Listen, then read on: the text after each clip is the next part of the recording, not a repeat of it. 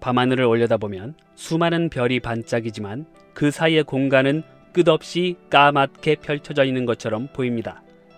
우주는 왜 이렇게 칠흑 같은 어둠으로 가득할까요?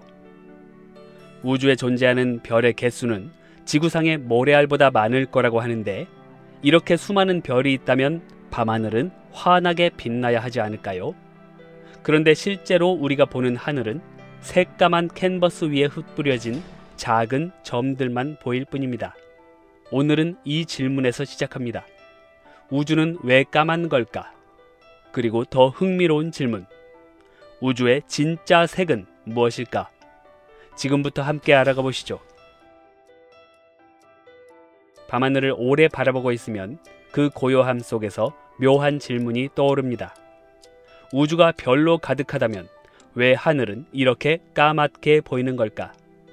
이 단순한 의문은 수백 년 동안 과학자들을 괴롭혀온 수수께끼였습니다. 오늘날 우리는 이것을 올베르스의 역설이라고 부릅니다. 과학자들은 한때 이런 질문을 던졌습니다.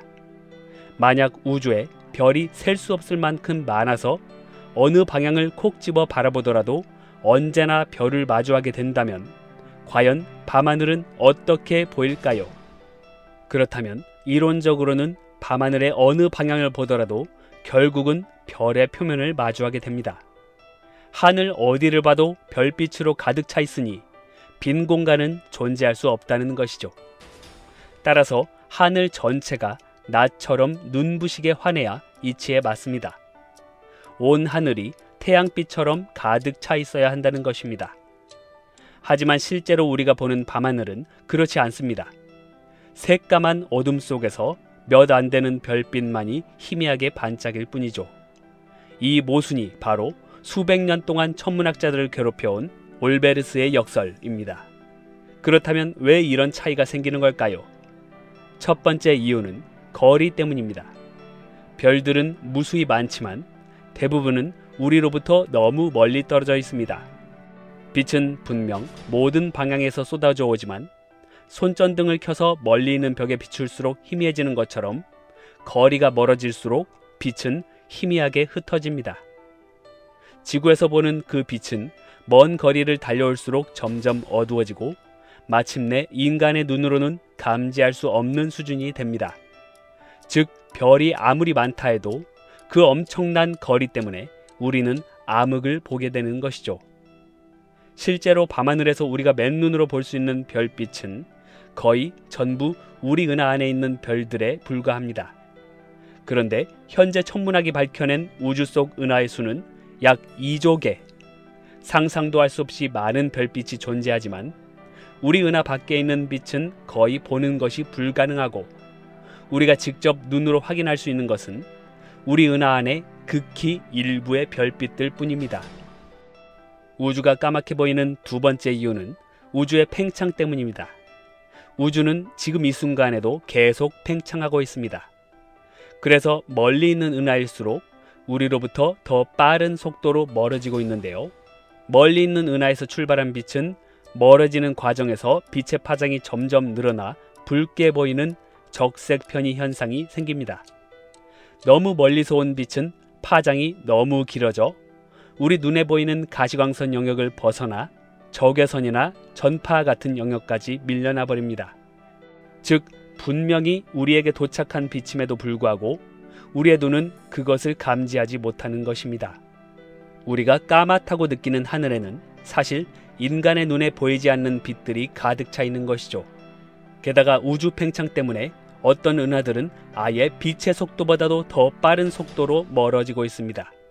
이건 은하가 광속을 넘는 게 아니라 그 은하와 우리 사이의 공간 자체가 늘어나기 때문입니다. 그 결과 그 너머에서 출발한 빛은 아무리 달려와도 우리에게 결코 도달할 수 없습니다. 그래서 우리가 볼 수 있는 우주에는 경계가 있고 이를 관측 가능한 우주, 우주 지평선이라고 부릅니다. 우주가 까맣게 보이는 세 번째 이유는 우주 속의 장애물 때문입니다.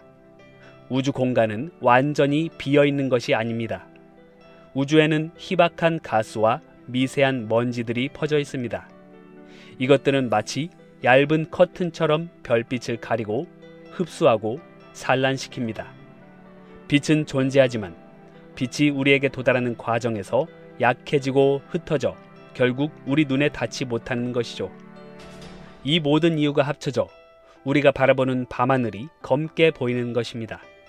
실제로는 수많은 별빛이 있지만 거리, 우주 팽창, 그리고 장애물에 가려져 우리 눈에는 보이지 않을 뿐이라는 것입니다.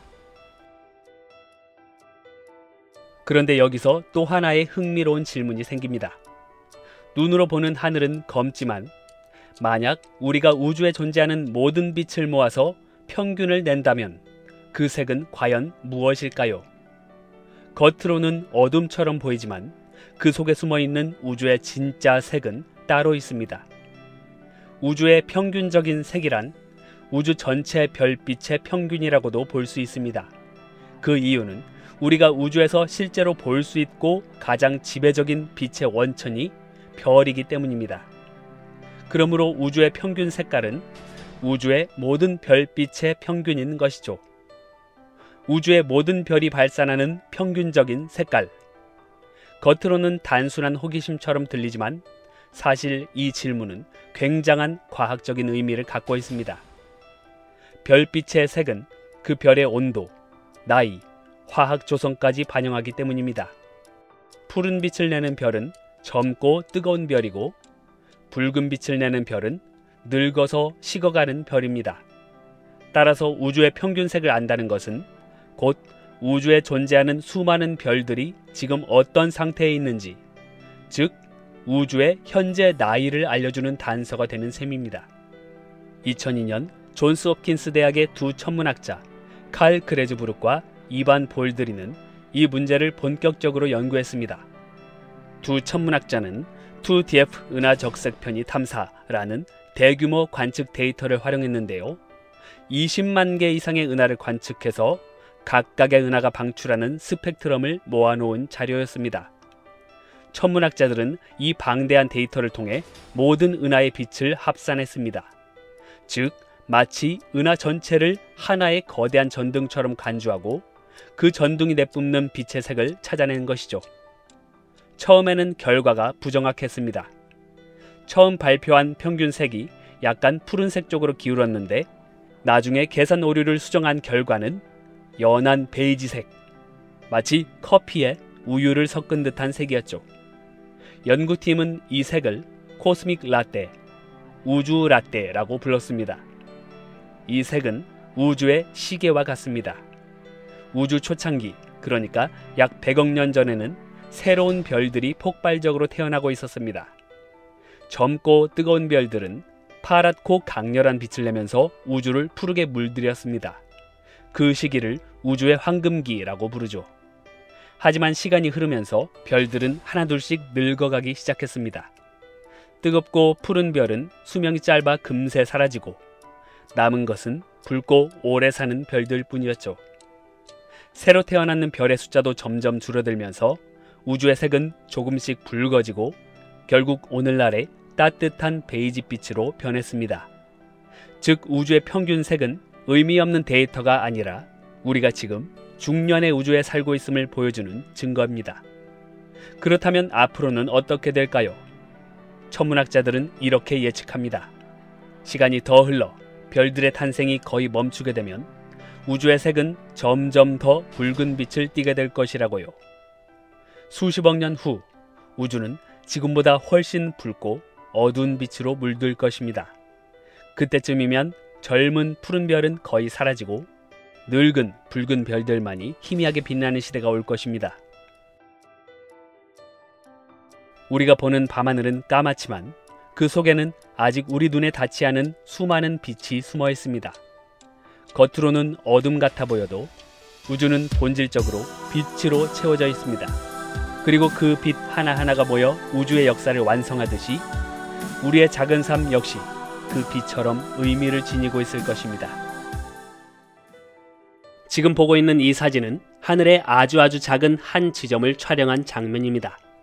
손가락 끝으로 잡은 이 참깨 한 알보다도 작은 범위. 맨눈으로 보면 그저 까만 어둠일 뿐이죠. 그런데 그 빈 하늘을 며칠 동안 촬영했더니 놀라운 일이 벌어졌습니다.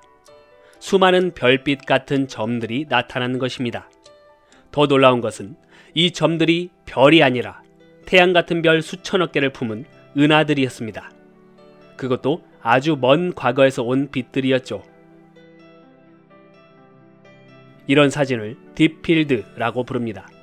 하늘의 아주 작은 영역을 아주 오래 촬영해서 아주 먼 우주를 본 사진이죠. 우리가 밤하늘에서 보는 별빛은 대부분 우리 은하 안에 비교적 가까운 별들입니다. 아무리 멀어도 그 빛은 모두 우리 은하 안에서 온 것이죠. 하지만 우주에는 우리 은하처럼 별을 품은 은하가 약 2조 개 이상 존재합니다. 그 은하들의 빛은 너무 희미해서 보통의 방법으로는 절대 보이지 않습니다.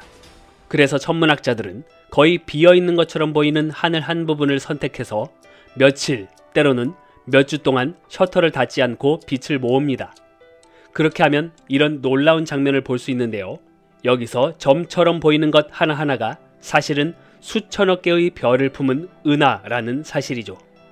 딥필드는 말 그대로 우주의 아주 깊은 곳을 들여다보는 사진입니다. 그런데 여기서 하나 더 생각해 볼 것이 있습니다. 빛은 속도가 있습니다. 빛의 속도는 약 초속 30만 킬로미터로 1초 만에 지구둘레를 7바퀴 반이나 돌 수 있는 속도죠. 우리 태양에서 출발한 빛이 지구에 도달하는데 8분 20초가 걸립니다. 그럼 우리가 지금 보는 태양은 8분 20초 전의 모습이겠죠? 우리가 만약 4광년 떨어진 곳에 있는 별을 관측한다면 그 별에서 출발한 빛이 지구에 도달하는데 4년이 걸렸다는 뜻인데요. 즉, 우리는 그 별이 4년 전에 어떤 모습이었는지 과거의 모습을 보고 있는 겁니다. 그런데 만약 지구에서 수십억 광년 떨어진 곳을 망원경으로 들여다본다면 어떤 일이 벌어질까요? 바로 수십억 년 전의 우주 모습을 보는 것인데요. 우주에서는 거리를 본다는 것이 곧 시간을 보는 일이기 때문이죠. 그래서 아주 먼 우주에 존재하는 천체들을 관측하는 딥필드 사진은 아주 먼 과거를 관측하는 셈입니다. 1995년 천문학자들은 미친 짓을 하나 계획합니다. 아무것도 없어 보이는 하늘 한 구역을 10일 동안 찍어보자. 이건 당시 기준으로 이해할 수 없는 행동이었습니다. 왜냐하면 천문학적인 가격을 자랑하는 고가의 허블 우주 망원경을 가지고 빈 하늘을 관측하는 데 쓰겠다는 거니까요. 하지만 과학자들의 생각은 달랐습니다. 혹시 우리가 못 보는 정말 희미한 무언가가 있지 않을까라는 생각이었죠. 그리고 결과는 세상을 뒤집어 놨습니다. 그 작은 구역 안에서 수천 개의 은하가 모습을 드러낸 겁니다. 이게 바로 허블 딥필드. 천문학 역사에서 가장 충격적인 사진으로 남았습니다. 허블 딥필드가 공개되었을 때 전 세계 천문학자들은 사진을 보자마자 확대 버튼부터 눌렀습니다. 점처럼 찍힌 은하들을 하나하나 분석하기 시작했죠. 2004년에는 허블 울트라 딥필드가 등장합니다. 이번에는 11일 이상 관측해서 우주가 탄생한 이후 약 4억 년밖에 안 된 우주 나이의 3%밖에 안 되는 시점인 우주 초기 은하들의 빛까지 잡아냈죠. 그 은하들 중 일부는 보통의 은하보다 훨씬 작고 파랗게 빛났습니다. 별이 막 태어나고 있었던 겁니다. 2012년에는 기존의 딥필드 자료를 모두 합쳐서 만든 익스트림 딥필드, 인류가 본 가장 먼 우주라는 타이틀을 얻게 됩니다. 그리고 2022년에는 제임스 웹 우주 망원경이 첫 딥필드를 공개합니다. 이번에는 가시광선이 아닌 적외선으로 허블 우주 망원경이 볼 수 없었던 더 멀고 더 오래된 과거의 은하들이 드러났습니다. 천문학자들은 딥필드를 촬영할 때 하늘에서 거의 아무것도 없어 보이는 아주 작은 구역을 고릅니다. 얼마나 작냐면 이렇게 손가락 끝으로 잡은 참깨 하나를 들고 본다면 이보다 작은 시야를 촬영하는 것입니다. 그리고 그 구역에 망원경을 고정하고 며칠 동안 셔터를 닫지 않은 채 빛을 모읍니다. 이런 장노출 기법으로 130억 년 동안 우주를 날아온 빛을 잡아내는 겁니다. 그런데 딥필드를 촬영할 때는 단순히 우리 눈에 보이는 가시광선만 촬영하면 한계가 있습니다. 아주 먼 우주에서 출발한 빛은 가시광선이 아니라 적외선으로 변하기 때문이죠. 왜냐하면 우주가 빅뱅으로 탄생한 이후 우주는 계속 팽창해 왔고, 이로 인해 멀리 있는 은하일수록 우리로부터 더 빠르게 멀어지게 됩니다. 그 과정에서 먼 은하로부터 오는 빛의 파장이 길어져서 빨간 쪽, 즉 적외선으로 밀려나는 현상이 생깁니다. 그래서 허블 우주망원경은 가시광선과 근적외선 영역까지 촬영하도록 설계되었고, 이후 제임스 웹 우주망원경은 훨씬 더 먼 우주를 보기 위해 더 파장이 긴 적외선 영역까지 볼 수 있도록 설계되었습니다. 또 한 가지 독특한 것은 허블과 제임스 웹 우주망원경은 둘 다 우주 공간에 떠 있습니다. 지구상에서 관측하게 되면 지구 대기로 인해 적외선이 흡수되거나 왜곡되기 때문이죠. 그래서 우주망원경은 지구 대기 바깥, 우주에서 관측합니다. 이렇게 해서 탄생한 사진이 바로 딥필드인 것입니다. 딥필드 사진 속 점 하나를 언뜻 보면 그냥 별처럼 보이죠? 아까 말씀드렸지만 이건 별이 아니라 은하입니다. 이 은하 안에는 태양 같은 별이 수천억 개씩 들어있고, 또 그 각각의 별들 주위에는 수많은 행성들이 돌고 있겠죠. 허블 딥필드 한 장 안에 보이는 은하 수는 수천 개, 그리고 그 사진이 담은 범위는 우리가 하늘을 360도로 둘러봤을 때의 2400만 분의 1에 불과합니다. 다시 말해 하늘 전체를 이런 방식으로 다 찍는다면 우주 전체에서 보이는 은하 수는 최소 수천억 개가 됩니다. 그리고 그 빛들 중 일부는 약 130억 년 전 우주가 막 별을 만들기 시작하던 시절에 출발했습니다. 이 사실들로 볼 때 우주에 존재하는 은하의 개수는 단순히 많다는 차원을 넘어섭니다. 우리가 살고 있는 태양계를 품고 있는 이 은하는 우주 전체에 뿌려진 무수한 점들 중 하나에 불과하다는 사실을 눈으로 확인하게 된 겁니다. 이전에는 우주의 크기를 수치로만 아는 수준이었다면 이제는 시각적으로 경험하는 수준으로 끌어올린 사건이었죠. 관측 기술의 발전은 아직 끝이 아닙니다. 앞으로 다가올 차세대 우주망원경들은 지금까지 본 적 없는 방식으로 우주를 관측하게 될 것입니다. 예를 들어 로마 우주망원경은 허블처럼 아주 멀리 보면서도 허블보다 100배 넓은 시야를 가질 것입니다. 지금까지 우리가 보던 딥필드가 핀홀 카메라였다면 로마 우주망원경의 딥필드는 파노라마 카메라인 셈이죠. 여기에다 AI까지 탑재됩니다. 관측하면서 스스로 중요한 정보를 골라내는 역할까지 할 수 있게 되죠. 허블이 단순히 눈 역할만 한 것과 달리 로마 우주망원경은 눈과 뇌까지 갖춘 형태가 됩니다. 그리고 더 먼 미래에는 적외선과 전파에다 심지어 중력파 관측을 결합한 멀티메신저 딥필드가 등장할 수도 있습니다. 가능한 모든 우주 신호를 동시에 관측해서 지금보다 훨씬 입체적인 우주 지도를 완성하게 될 것입니다. 딥필드의 역사는 이제 겨우 시작일 뿐인 것입니다. 우주는 두껍고 오래된 책과 같습니다. 그 안에는 셀 수 없이 많은 이야기들이 적혀 있죠. 우리는 그 두꺼운 책 속에 눈에 띄지 않는 아주 짧은 한 문장일지도 모릅니다. 하지만 잊지 마세요. 그 한 문장이 있어야만 이 책이 완성됩니다. 한때 인류는 지구가 우주의 중심이라고 믿었습니다. 하지만 망원경이 등장하자 그 생각을 버리고 더 넓은 우주를 받아들여야 했죠. 그리고 수백 년이 지나 허블 우주망원경이 하늘의 작은 지점을 응시했을 때 그 안에서만 수천 개의 은하가 모습을 드러내며 또 한 번 상식을 깨뜨렸습니다. 하지만 그것은 시작에 불과했습니다. 2021년 제임스 웹 우주망원경이 가동되면서 인류는 다시 한번 우주를 새롭게 바라보기 시작했습니다. 우리가 알고 있던 우주의 역사, 별과 은하의 탄생 과정, 그리고 행성들의 숨겨진 비밀까지 차례차례 무너져 내렸습니다. 오늘은 그 중에서도 제임스 웹 우주망원경이 완전히 뒤집어 놓은 우주 상식 탑 4를 살펴보겠습니다. 그리고 이 모든 이야기를 다 듣고 나면 당신이 가진 우주에 대한 시선도 완전히 달라질지 모릅니다. 천문학자들은 오랫동안 이렇게 생각했습니다.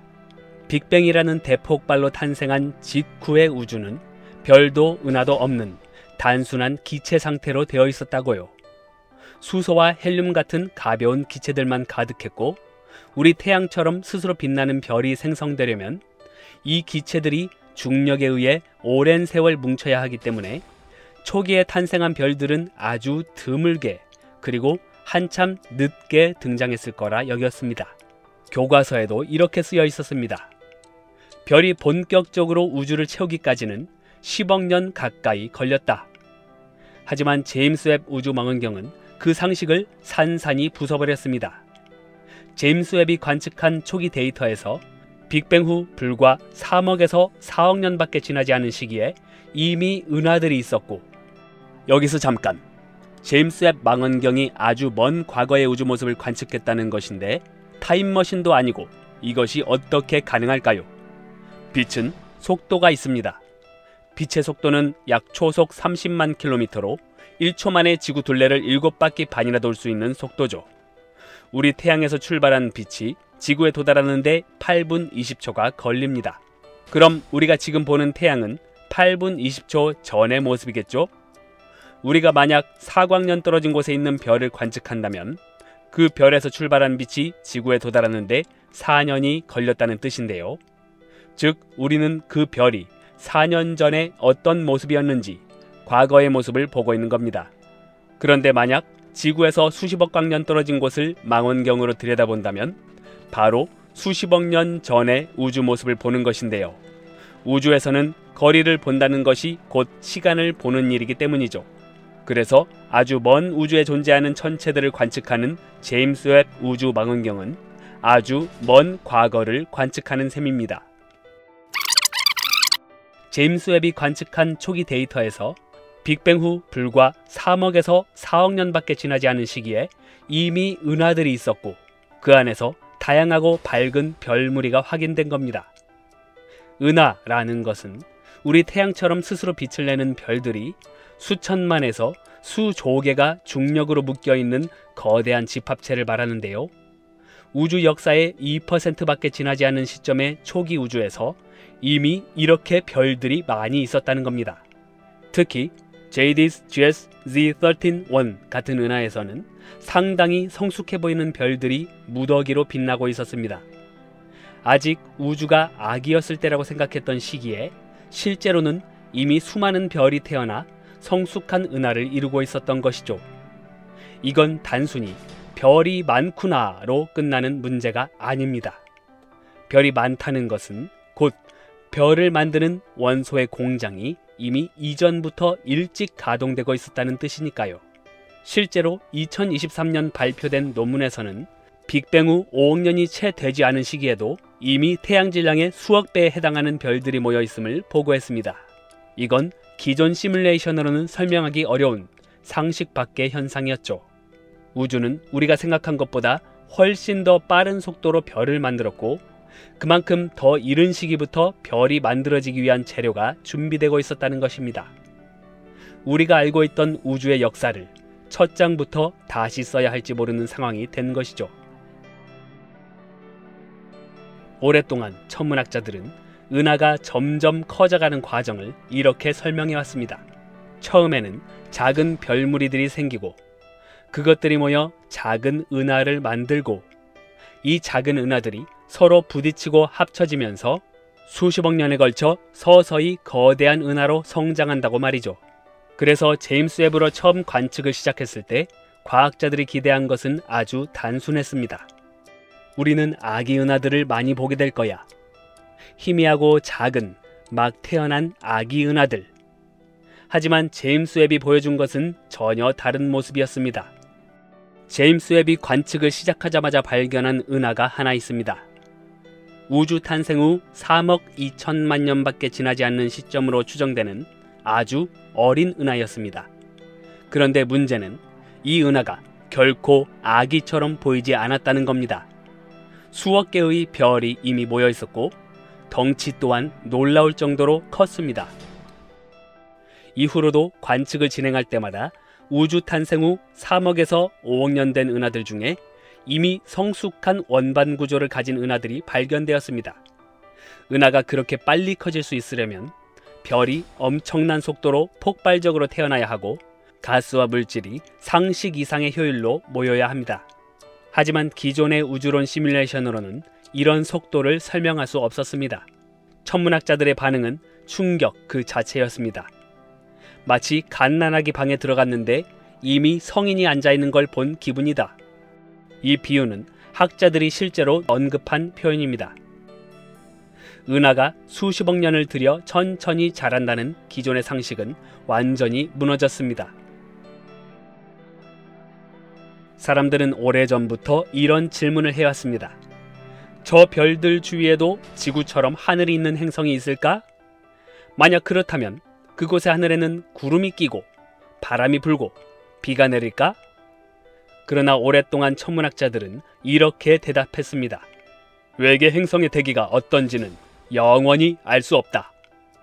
왜냐하면 행성은 별빛에 비해 너무 희미해서 그 작은 하늘 속을 직접 들여다보는 것은 불가능하다고 여겼기 때문이죠. 그런데 허블 우주망원경이 그 불가능을 가능으로 바꿨습니다. 행성이 별 앞을 스쳐 지나갈 때 별빛이 잠시 동안 행성의 대기를 통과하게 됩니다. 그 순간 대기 속의 원소들이 빛의 일부를 흡수하면서 특유의 지문을 남기는데 허블 우주망원경이 그 미세한 신호를 잡아내는 겁니다. 하지만 허블 우주망원경은 분석할 수 있는 빛 파장 범위와 감도가 제한적이어서 대기 조성에 대한 정밀 분석은 어려웠습니다. 제임스 웹 우주망원경이 출현하면서 근적외선부터 중적외선까지 넓은 파장을 높은 분해능으로 관측할 수 있게 되었습니다. 제임스 웹이 외계 행성 대기 스펙트럼을 정밀하게 분석하는 시대를 열었다고 할 수 있죠. 2022년에 제임스 웹은 WASP-3급이라는 뜨거운 가스 행성의 대기에서 이산화탄소, 물, 메탄, 황화합물 같은 분자들을 하나하나 검출했습니다. 이것은 천문학 역사상 최초로 외계 행성의 화학 조성을 명확히 확인한 순간이었습니다. 심지어 황화합물이 있다는 것은 그 외계 행성의 대기에서 광화학 반응, 즉 태양빛과 같은 별빛에 의해 대기의 화학 반응이 활발하게 일어나고 있다는 뜻이기도 했습니다. 다시 말해 외계 행성의 날씨를 읽어낸 것입니다. 그뿐만 아닙니다. 제임스 웹은 트라피스트-1 행성계도 관측했습니다. 트라피스트-1이라는 별 주위에는 지구 크기의 행성이 무려 7개나 돌고 있는데 이 행성들의 대기에 물이나 탄소 기반 분자가 있는지도 추적하고 있습니다. 아직 뚜렷한 증거가 나오지는 않았지만 연구는 계속 진행 중이고 언제든 지구와 비슷한 하늘을 가진 외계 행성을 발견할 수도 있죠. 제임스 웹 우주망원경은 저 멀리 있는 외계 행성의 날씨도 알 수 있다는 상상 같았던 일을 현실로 만들어지고 있습니다. 우주 속의 거대한 가스구름과 먼지를 성운이라고 하죠. 우리가 보는 우주의 성운들, 예를 들어 오리온 자리의 거대한 가스구름이나 장엄한 카리나 성운은 늘 신비롭게 보입니다. 하지만 천문학자들에게 이 성운들은 오랫동안 답답한 장벽이었습니다. 그 안에서 새로운 별이 태어나고 있다는 건 알고 있었지만 두꺼운 먼지와 가스가 모든 것을 가려버려 정작 별 탄생의 순간을 직접 볼 수는 없었기 때문이죠.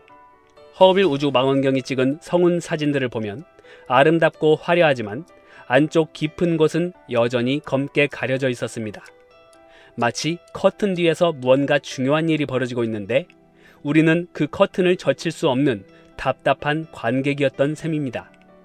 그러나 제임스 웹 우주망원경이 등장해 그 커튼을 찢어버렸습니다. 제임스 웹의 적외선 관측은 가시광선이 뚫지 못하는 먼지를 통과할 수 있습니다. 그래서 허블 망원경이 보지 못한 성운의 내부 모습을 볼 수 있게 되었죠. 2022년에 제임스 웹이 촬영한 카리나 성운의 우주의 절벽 사진은 전 세계를 충격에 빠뜨렸습니다. 허블의 관측본에서는 그저 흐릿하게 보였던 구름 뒤에서 수많은 아기 별들이 태어나고 있던 장면이 드러난 겁니다. 거대한 구름 속에서 중력에 의해 가스가 뭉치면서 새로운 별이 태어나고 그 별 주위에는 언젠가 행성이 될 원시 행성계 원반이 형성되고 있었습니다. 이것은 이제 막 태어난 별 주위를 도는 가스와 먼지의 원반으로 이곳에서 행성과 위성이 탄생합니다. 또 다른 사례는 오리온 성운입니다. 제임스 웹은 오리온 성운 내부에서도 원시 행성계 원반들을 선명하게 포착했습니다. 행성이 만들어지는 현장을 생생하게 직접 보여준 장면이었습니다. 다시 말해 우리가 살고 있는 지구도 아주 먼 과거에는 저런 먼지 원반 속에서 태어났다는 뜻입니다. 천문학자들은 감격을 숨기지 못했습니다. 우리가 지금 보고 있는 것은 태양계의 과거일 수도 있다. 이 말은 결코 과장이 아니었습니다. 제임스 웹이 보여준 이 장면은 별과 행성이 어떻게 태어났는지를 보여주는 타임머신 같은 역할을 한 것입니다.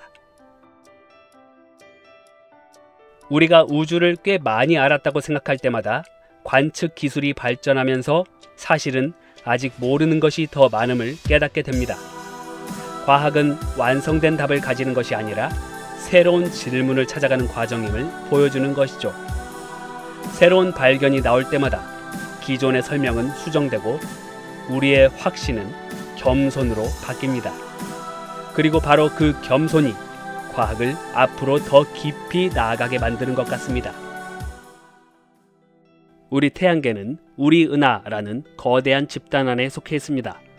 우리 은하 안에는 태양처럼 스스로 빛을 내는 별들이 약 4천억 개나 존재하죠. 우주에는 이런 은하들이 지금까지 밝혀진 것만 2조 개 이상 있는데요. 가까운 은하는 수십만, 수백만 광년 거리에서 먼 은하는 수십억 광년이 넘는 아득한 거리에 존재합니다. 혹시 우주에서 가장 먼 은하라는 말 들어본 적 있으시죠? 그런데 여기서 멀다라는 건 무슨 뜻일까요? 우리 일상에서 멀다라는 말은 아주 단순합니다. 학교까지 거리가 3km나 되어서 멀다. 친구 집까지 버스로 1시간 거리라서 멀다. 이런 식이죠. 그런데 우주에서의 거리는 상상을 초월합니다. 우선 여러분이 지금 밤하늘을 올려다본다고 상상해보세요. 한 점의 별빛이 보입니다. 그 별은 지금도 반짝이고 있을까요? 사실은 이미 사라졌을 수도 있습니다. 왜냐고요? 그 별빛이 여러분 눈에 도달하는 데 걸린 시간이 수백 년, 수천 년 혹은 그 이상이기 때문이죠. 다시 말해 우리가 보고 있는 건 과거입니다. 예를 들어 태양은 지구에서 약 1억 5천만 킬로미터 떨어져 있는데요. 빛의 속도로 달려도 8분 20초가 걸립니다. 그래서 우리가 지금 보는 태양은 8분 20초 전의 태양입니다. 태양에서 가장 가까운 별인 프록시마 센타우리는 4.244 광년 떨어져 있는데요. 이 별을 관측한다면 4년 3개월 전의 모습을 보는 것이죠. 그런데 만약 어떤 은하가 130억 광년으로 측정된다면 그 빛은 무려 130억 년 전, 우주가 막 탄생하고 몇 억 년이 지난 무렵에 출발한 빛을 보는 것입니다. 그런데 이렇게 130억 년 전이라는 무지막지한 과거의 모습을 관측한다면 130억 년이라는 엄청난 우주적 세월이 지나면서 우리가 관측하는 그 대상이 현재는 이미 저 멀리 다른 곳으로 이동했을지도 모릅니다. 그래서 천문학자들은 우주에서의 거리를 단순히 킬로미터나 광년으로만 따지지 않습니다. 대신 적색 편이라는 값을 사용하죠. 적색 편이란 멀어지는 천체에서 온 빛의 파장이 늘어나면서 붉은 쪽으로 이동하는 현상입니다. 쉽게 말해 멀어지는 빛은 마치 늘어진 고무줄처럼 파장이 길어져서 붉게 보이는 것입니다. 자동차가 가까이 올 때는 소리가 날카롭고 멀어질 때는 낮고 둔하게 들리죠. 이걸 도플러 효과라고 하는데 빛도 마찬가지로 멀어지면 파장이 늘어나면서 적색으로 바뀌는 것입니다. 놀라운 사실은 멀리 있는 모든 은하들에서 이 적색 편이가 관측되는데 이것은 우주가 계속 팽창하고 있다는 증거이기도 합니다. 우주 팽창 때문에 멀리 있는 은하일수록 더욱 빠른 속도로 멀어지게 되죠. 그러니까 적색 편이의 정도를 측정하면 그 은하가 얼마나 멀리 있는지, 어느 속도로 멀어지는지 계산할 수 있는 겁니다. 적색 편익 값이 클수록 그 천체는 더 멀고 더 오래된 빛을 내고 있다는 뜻입니다. 예를 들어 적색 편익값 1인 천체를 본다는 것은 약 77억 년 전의 빛을 관측하는 것이고, 적색 편익값이 10이면 약 132억 년 전, 그리고 14쯤 되면 약 134억 년 전으로 우주가 생긴 지 불과 4억 년도 안 된 시점에 빛이 출발한 것입니다. 여기서 중요한 개념 하나, 우리가 어떤 은하를 130억 광년 떨어져 있다고 말할 때 사실은 그 빛이 출발했을 때의 거리를 말하는 것입니다. 빛이 우리에게 날아오는 동안 우주는 계속 팽창하고 있었죠. 그래서 지금 그 은하는 우리가 보는 위치보다 훨씬 더 멀리, 어쩌면 300억 광년 이상 떨어진 곳에 있을지도 모릅니다. 아무튼 우주에서 가장 멀다라는 말은 이렇게 세 가지 의미를 동시에 포함합니다. 우리가 지금까지 관측한 것 중에서 가장 오래된 빛을 보내왔고 가장 높은 적색 편익 값을 가진 천체. 결국 우주에서 가장 멀다라는 건 단순히 멀리 있다는 뜻만 가진 것이 아닙니다. 우리가 현재 관측할 수 있는 우주의 시간적 경계의 끝자락을 뜻하는 말이기도 하죠. 그 빛을 본다는 것은 138억 년 전 우주가 막 눈을 떴던 시절, 별빛이 처음 생기고 은하가 막 태동하던 그 찰나를 보는 것입니다.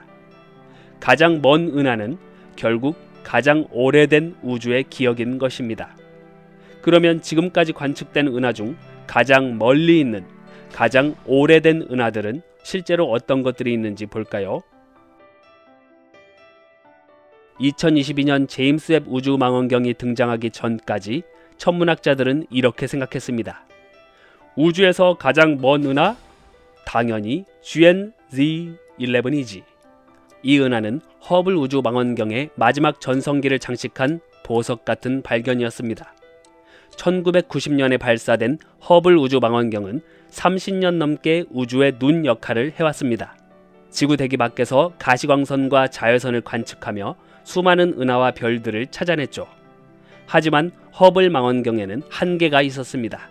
적외선 관측에 대해서는 제임스 웹 망원경보다 훨씬 제한적이었거든요.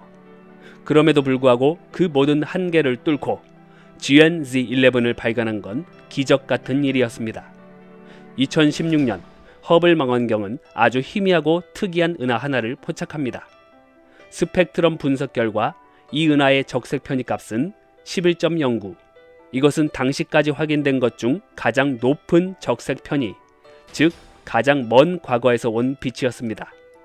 빛이 출발한 시점은 빅뱅 이후 약 4억 년 후, 우주 나이의 3%밖에 안 되는 순간이었습니다. 이 은하는 실제로 별들을 품고 있었고 심지어 비교적 빠르게 성장 중인 은하였습니다.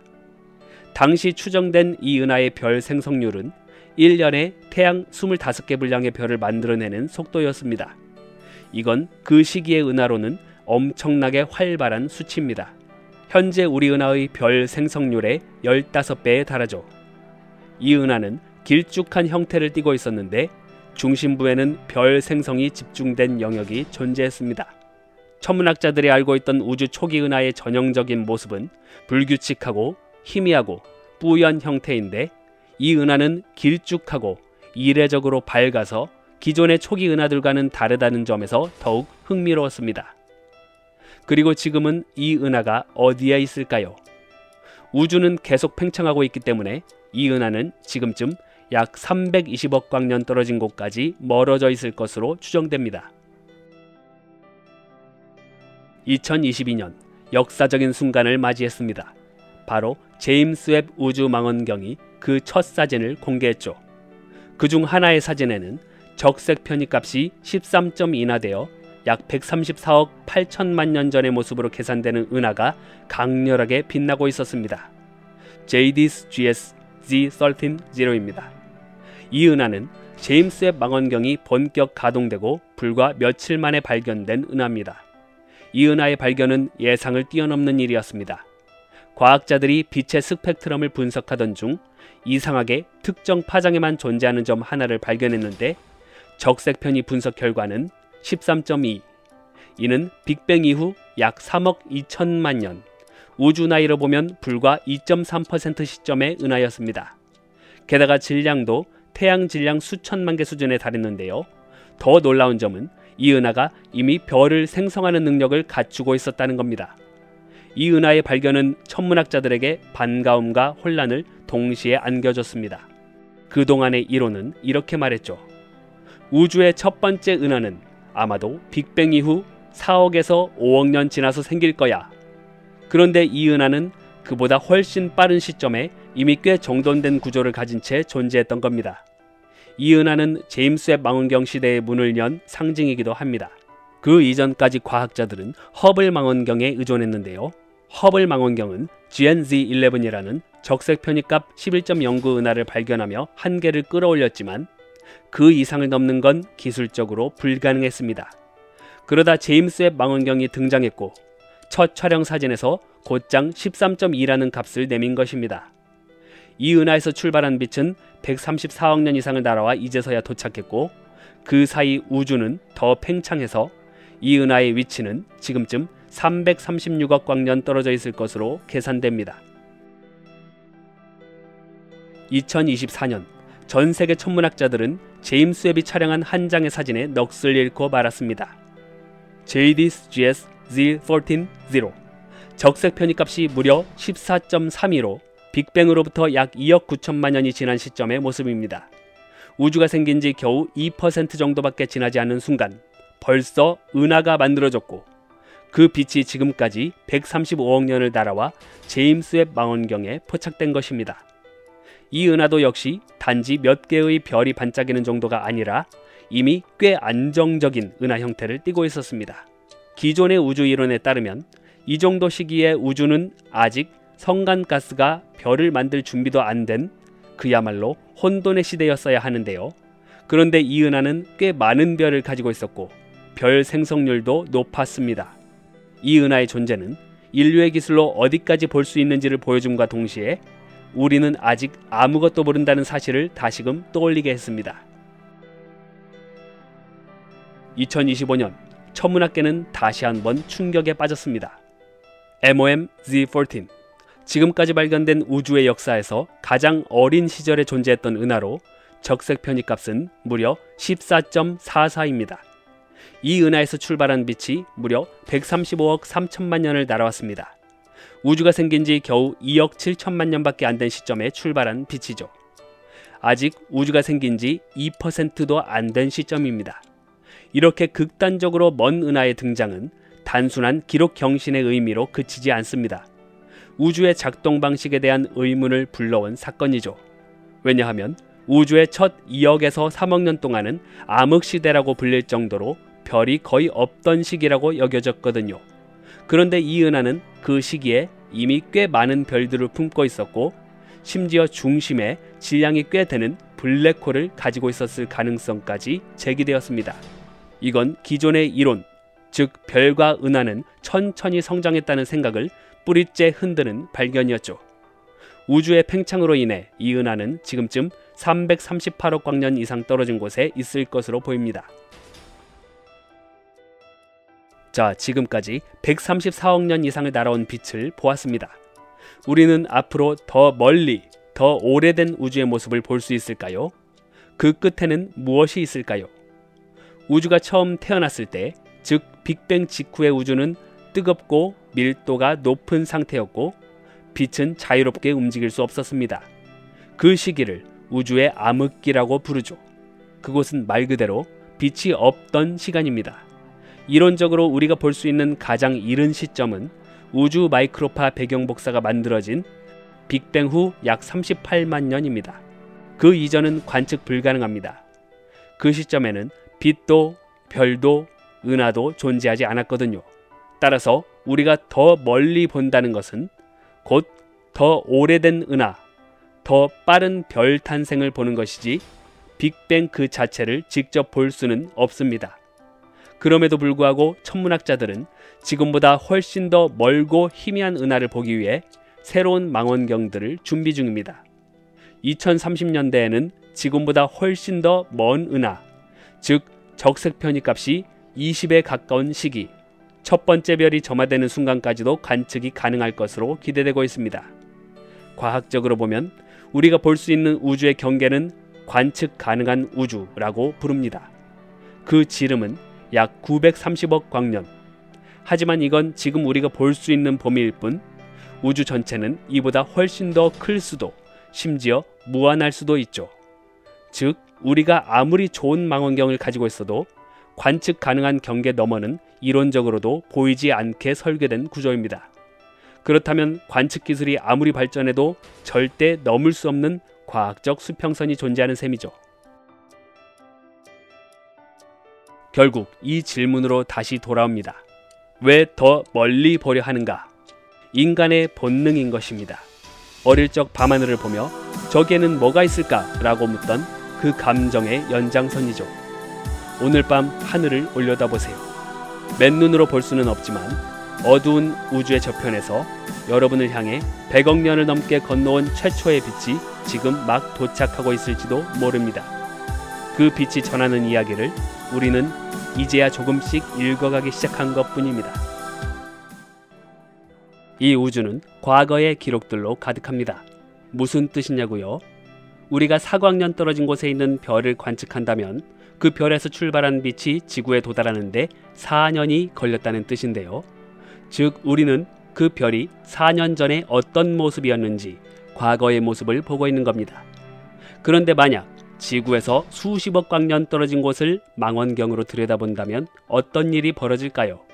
바로 수십억 년 전의 우주 모습을 보는 것인데요. 우주에서는 거리를 본다는 것이 곧 시간을 보는 일이기 때문이죠. 그래서 과학자들은 아주 먼 우주를 관찰할 수 있는, 즉 아주 먼 과거를 관측할 수 있는 타임머신 같은 망원경을 만들었습니다. 바로 제임스 웹 우주 망원경입니다.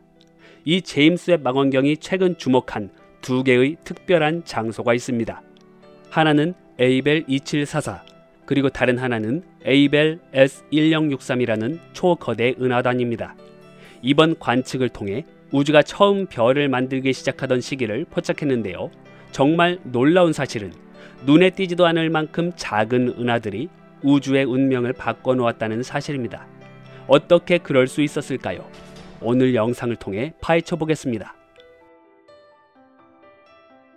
이 사진은 우주의 아주 초기, 우주가 시작된 이후 불과 2억 년밖에 지나지 않았던 시기의 흔적이 담겨 있습니다. 2억 년밖에 라고요? 네, 현재 우주 탄생에 대한 주류 이론은 빅뱅 이론인데, 빅뱅이라는 대폭발로 우주가 시작되었고 지금까지 약 138억 년이 지났다고 보고 있죠. 이렇게 긴 우주 역사에서 빅뱅 후 2억 년이 지난 시기는 말 그대로 우주의 신생아 시기라고 볼 수 있는 것입니다. 우선 이 사진은 딥필드 사진입니다. 딥필드란 하늘의 한 지점을 오랫동안 노출해서 희미한 은하들까지 포착한 사진을 말하는 것인데요. 이번에 촬영된 사진은 총 120시간 동안 9가지의 여러 적외선 파장으로 촬영한 것으로 제임스 웹 망원경이 단일 목표를 대상으로 한 관측 중에서 가장 긴 시간 동안 촬영해서 아주 먼 곳을 포착한 사진입니다. 이 사진의 핵심 대상은 에이벨 S1063이라는 이름의 은하단입니다. 은하단이란 수백 개에서 수천 개의 은하들이 중력에 의해 묶여있는 거대한 구조를 말하는데요. 은하단 속에 들어있는 개개의 은하들마다 그 속에 우리 태양 같은 별들이 수십억에서 수조 개까지도 들어있고, 이런 거대한 은하들이 또 수백 개, 수천 개가 모인 은하단이라는 구조는 상상도 못할 정도로 엄청나게 거대한 것이죠. 이 은하단은 지구에서 약 45억 광년 떨어진 곳에 있는 거대한 타원 은하들의 집합체인데요. 이 은하단이 중력 렌즈 역할을 하기 때문에 특별한 가치가 있습니다. 중력 렌즈란 엄청난 질량을 가진 천체가 그 주변 시공간을 휘게 만들어서 그 뒤에 있는 천체로부터 오는 빛을 구부리는 현상입니다. 에이벨 S1063은 그 자체가 하나의 거대한 렌즈처럼 작용해서 그 뒤에 있는 훨씬 더 멀고 오래된 은하들의 빛을 우리 쪽으로 휘어서 보내줍니다. 덕분에 우리는 원래는 보이지 않았을 우주 초기의 은하들을 확대된 모습으로 상세하게 볼 수 있는 것이죠. 그리고 이 사진은 적외선으로 촬영된 것이라고 말씀드렸죠. 이렇게 극도로 멀리 있는 은하들은 적외선으로 봐야만 보입니다. 왜 그럴까요? 우주는 계속 팽창하기 때문에 멀리 있는 은하일수록 지구로부터 더 빨리 멀어지게 됩니다. 특히 지구로부터 너무 멀리 있는 은하는 거의 빛의 속도로 멀어지고 있어서 그곳에서 보낸 빛이 우리에게 닿기 힘들 정도입니다. 빛은 파장을 가지고 있는데 어떤 은하가 빠르게 멀어지면 그 은하로부터 나오는 빛의 파장이 늘어나게 됩니다. 결론적으로 먼 은하일수록 빛의 파장이 더 늘어나게 되죠. 이로 인해 너무 멀리 있는 은하에서 출발한 빛은 파장이 너무 길어져서 적외선 영역까지 밀려나게 됩니다.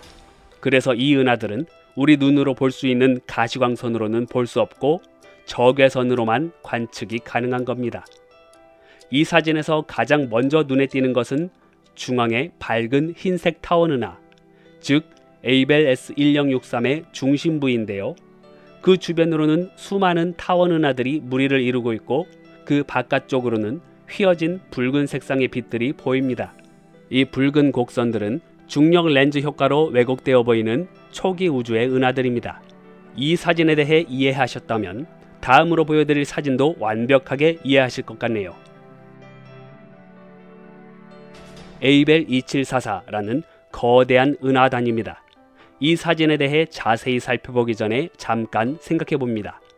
밤하늘을 보면 별들이 반짝반짝 보일 정도로 우주는 아주 맑은 상태를 유지하고 있죠. 그런데 여러분은 혹시 이런 생각 해보신 적 있나요?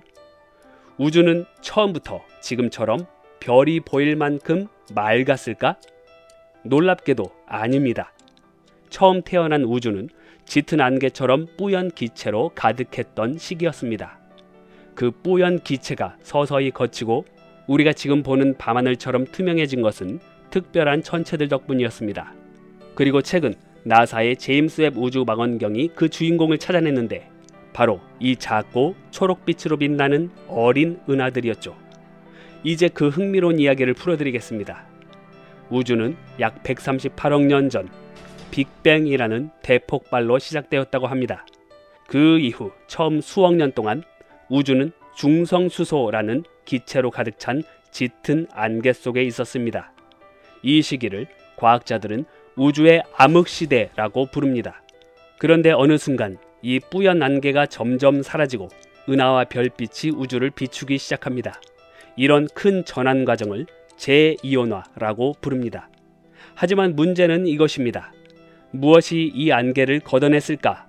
이 의문을 풀기 위해 나사는 최신 우주 망원경인 제임스 웹 망원경을 이용했습니다. 이 망원경은 적외선이라는 눈에 보이지 않는 빛을 관측하는 장비라고 했죠.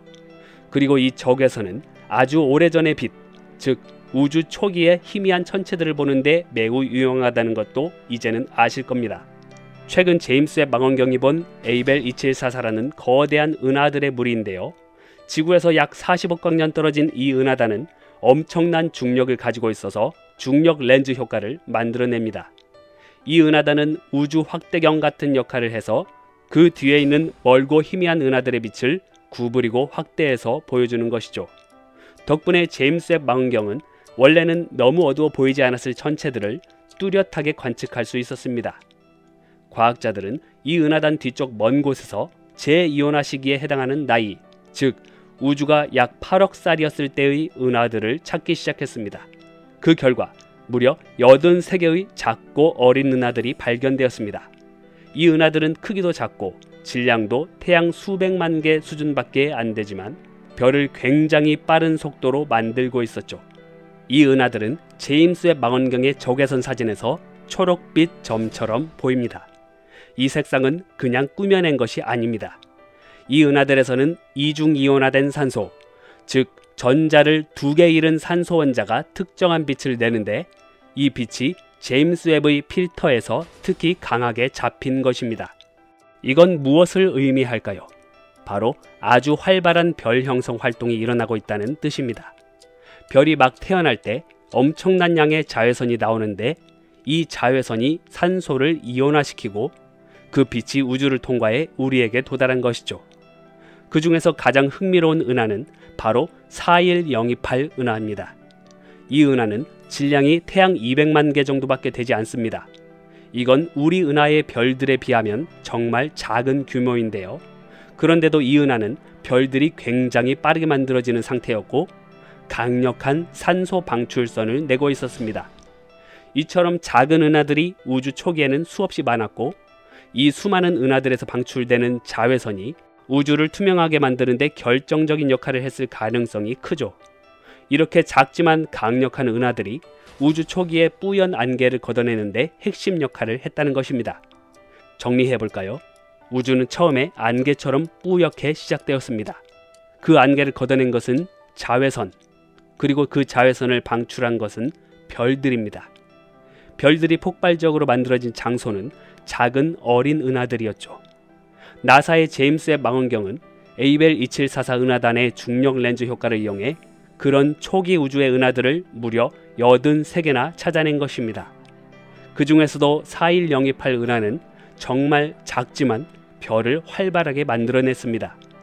이 작은 초록빛 점들이 결국 우주의 모습을 완전히 바꾸는 데 큰 역할을 했다는 것이 정말 놀랍지 않나요?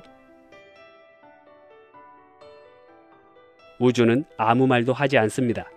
소리도 없고 대답도 없죠. 하지만 그 침묵 속에서 우주는 분명히 우리에게 무언가를 이야기하고 있습니다. 이 작은 초록빛 점들 속에는 별들이 처음 태어나던 순간의 흔적이 담겨 있었고 그 별들이 쏘아올린 빛은 100억 년이 넘는 시간을 건너서 지금 우리 눈앞에 도달한 것이죠. 어쩌면 우리 모두는 그 이야기의 독자이자 관찰자인지도 모릅니다. 아주 오래전 우리 태양계는 거대한 먼지 구름에 불과했습니다. 그 구름 속에서 태양이라는 별이 태어나고 지구를 포함한 행성들이 만들어졌죠. 그리고 지금 우주 어딘가에서는 같은 일이 벌어집니다. 어떤 곳에서는 새로운 별이 만들어지고 또 다른 곳에서는 수명을 다한 별이 소멸합니다. 때로는 먼 항성계에서 떨어져 나온 조각이 지구 근처까지 날아와 태양계 바깥 세계의 정체를 드러내기도 합니다. 오늘은 이 모든 장면들을 실제 관측본으로 확인해 보겠습니다. 우리가 사는 태양계는 아주 먼 옛날 거대한 가스와 먼지 구름 속에서 태어났다고 합니다. 하지만 그 순간을 직접 본 사람은 없죠.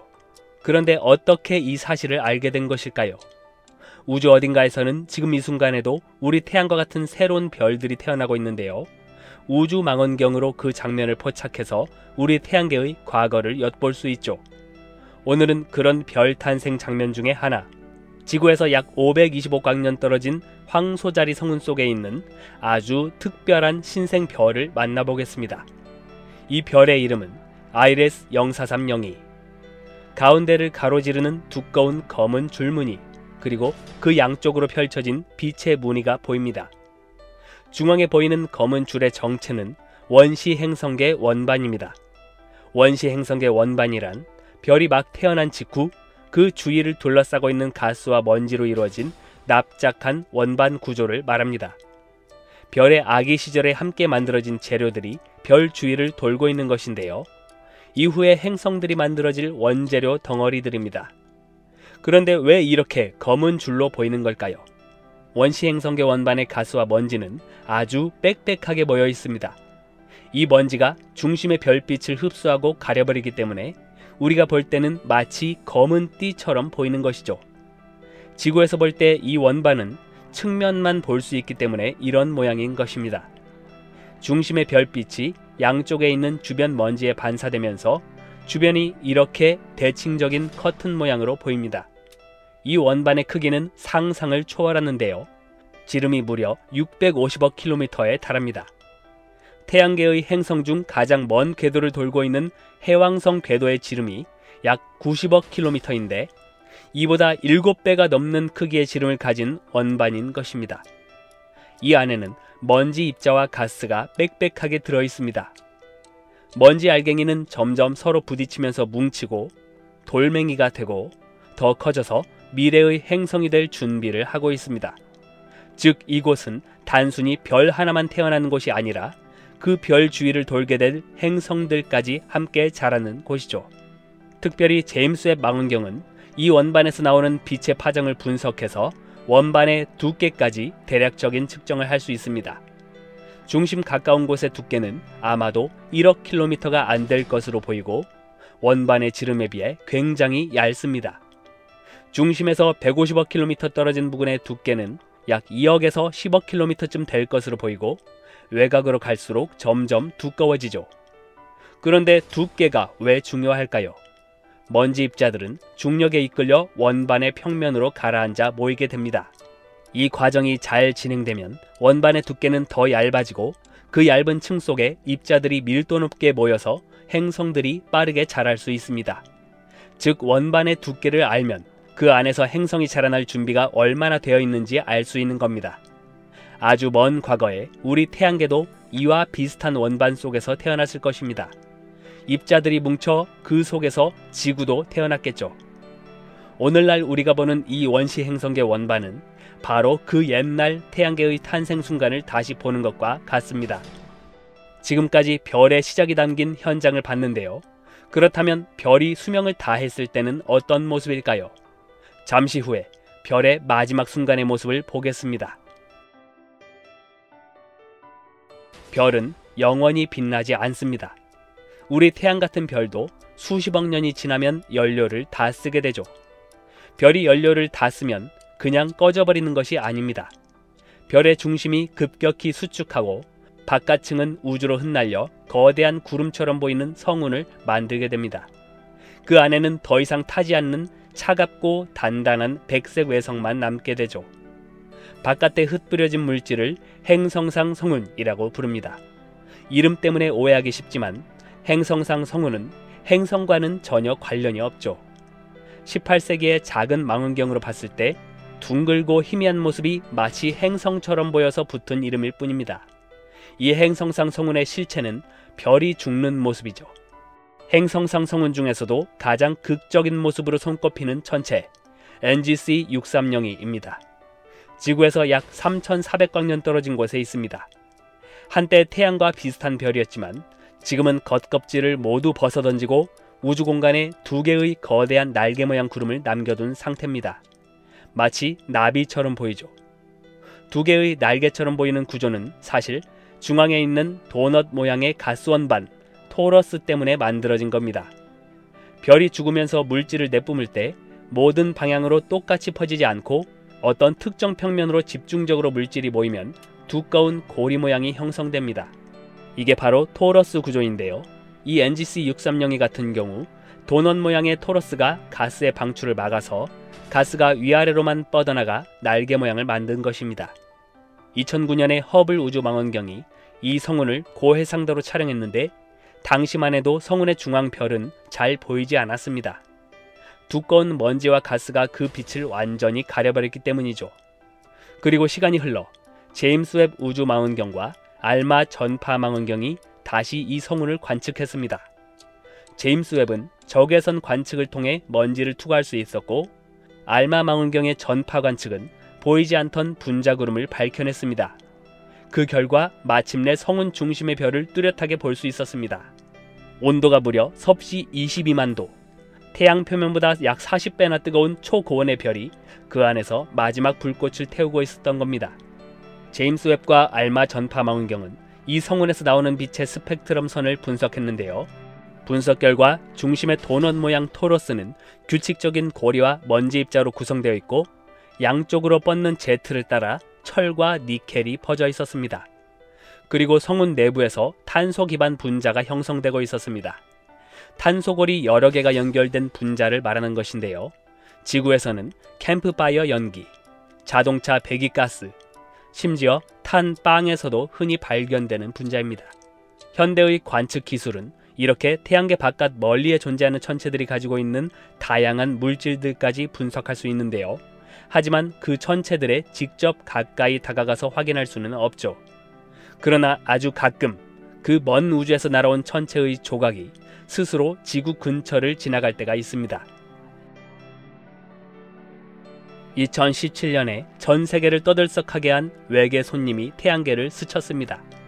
길쭉한 막대처럼 생긴 오umuamua.